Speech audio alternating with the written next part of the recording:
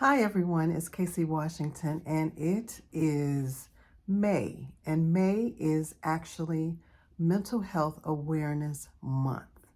And I'm here to talk a little bit about mental health and, getting rid of the stigmas and just checking on people that you know who may have some mental health issues.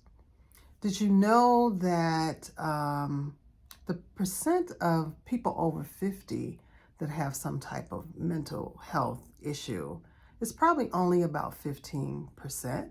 But in the overall population, 1 in 5 adults have some mental health issues. And some may be major, some may be minor. But one thing that I do know, people don't feel comfortable talking about mental health issues. They're afraid to talk about it. They're afraid to admit it.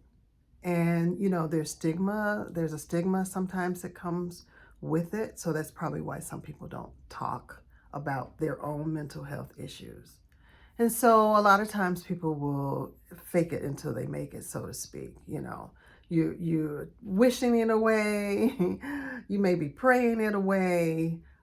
You may be spending a lot of money to try to seem like that makes you feel better, instead of just really admitting that you have an issue. And then there's that stigma about getting counseling, especially in some communities of color, that counseling is just not something that we may do. However, we need it, and so there are some things that keep us from actually admitting that we have mental health issues, or someone in our family or some of our friends actually have some mental health issues.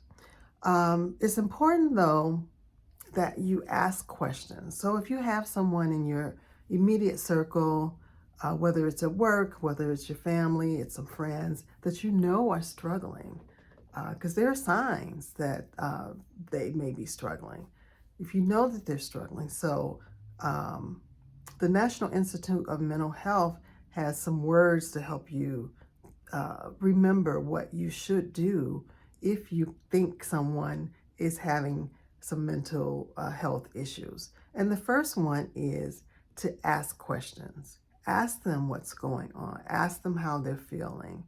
Ask them if they're struggling. That's important. And sometimes everybody says, "Oh, I'm fine," but they're not fine. So continue to ask those questions. It's important too that you make them feel safe. So keeping them safe, that's like the second thing on the list, keeping them safe, so that they feel comfortable enough to talk to you about it, or they feel comfortable enough for you to support them in this effort to take care of the issue or to get help for the issue.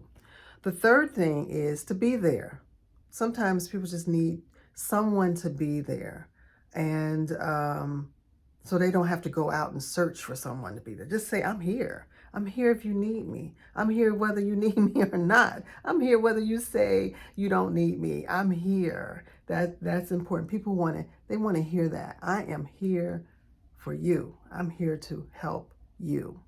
And then the fourth thing is helping them to connect with services and resources, whether it's counseling or taking them to a doctor or a mental health facility, a counselor or something, helping them to connect and helping them to stay connected, and making sure that they may go to appointments, or you may take them to appointments, making sure that they are doing whatever the counselor or the psychiatrist or psychologist suggested for them to do. So just kind of being that accountability person for them if they are struggling. So those are really important. So remember, ask, keeping them safe, being there when they need you and even when they say they don't need you, helping them to connect, and then staying connected to them. Since, I talk about life after 50 and, chronicling our lives after 50, I was looking up some information and thinking about people over 50, what mental health issues are most prevalent in our age group. And one of the things that came up was anxiety. That was like the top one, anxiety. And that anxiety, it actually impacts like 42% of people over 50, and the age is 50 to 59. And you know, people in anxiety can just stop you in your tracks, right? It can have you thinking that I just can't move, I just can't do this, I'm afraid, that fear, and it's very hard to get over. So thinking about our lives over 50, that anxiety really impacts our mental health. And then another one that really impacts people 50 and over, like 50 to 59, is depression. It's just you know, it comes from a lot of different reasons. You know, we start to age, there are things that we can't do anymore, or we start to see that decline in our physical health. We're not spring chickens anymore. We can't kick as high, but we can still kick, just can't kick as high, you know. You can't run anymore. There's just certain things that you just feel like, oh my God. Or, you know, your independence starts to wane a little bit. Your circle of friends, your immediate circle starts to get smaller. So those are things that can affect our mental state, and we could get depressed about it. And one other thing, cognitive impairment. While it might not be that there's a serious decline, you know, we get a little forgetful. You know, you start thinking about, you know, you get ready to do something, then you're like, what was I getting ready to do? I don't even remember. I know that has happened to me. What was I getting ready to do? So aging is different. I think about all the things as I'm in my 60s now, and I think about things that I can and cannot do as well as I used to do, and how I make adjustments. I think about how my immediate circle of people is starting to get smaller. Either people are dying off for various health reasons.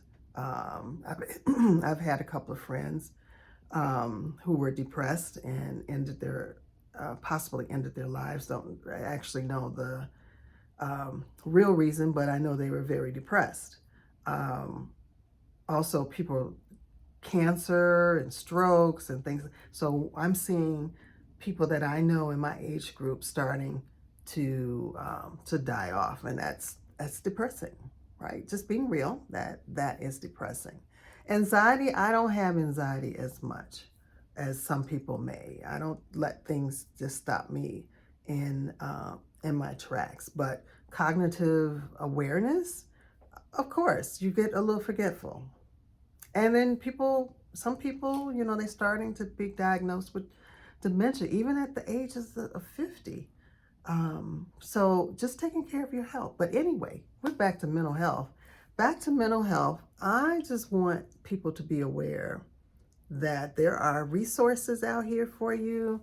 If you are having some mental health issues, if someone you know is having mental health issues, you can always the resources and information through the National Institute of Mental Health.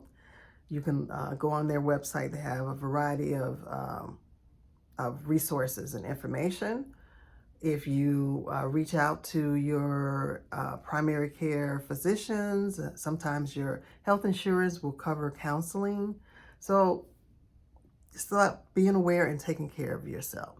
And hopefully some of this helps. Don't let it be something that you're afraid to talk about and afraid to let people know that you're struggling with mental health issues or emotional health issues. It's a lot of stress out here. It's a lot of stress out here, and people are putting a lot on their shoulders. They're not doing self-care, and they're just plugging along, you know, and eventually plugging along means eventually that you're just gonna freak out and it's going to be more damaged than it should have been. So let's take care of ourselves. Let's look into any resources that we need, and let me know some of your stories. If you've had some mental health issues and how you got over some things. People want to know. People want to know your strategies. And that's all I have today. Sustah-Girl Chronicles. We're chronicling 50 and over. And I hope to see you soon. Have a great one. Bye.